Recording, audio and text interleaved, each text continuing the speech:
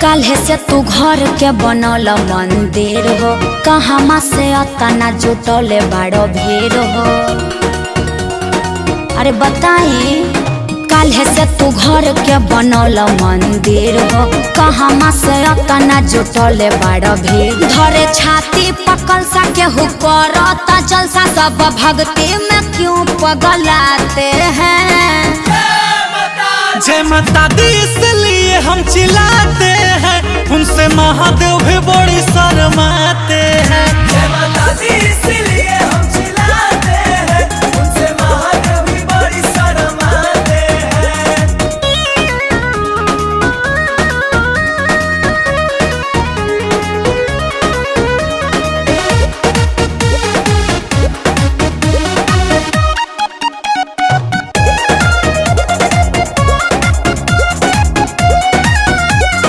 बतिया तपिया सब सही कहेला, सुतलो में जय जय माँ बारात रहेला। जेकरा से सृष्टि है चलता हो, छोट बात हर दिलवा में खलता हो। केहू करे जगराता, केहू बोले माता माता, खुश हो के क्यों तालियां बजाते हैं।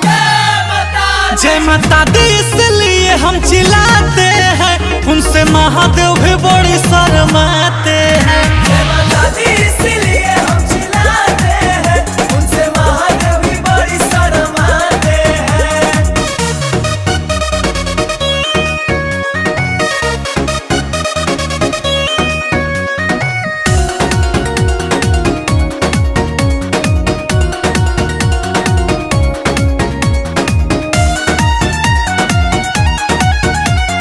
रंजित अखिलेश जैसन देखनी न भक्त हो, भगती के नशा में रहेले हर वक्त हो।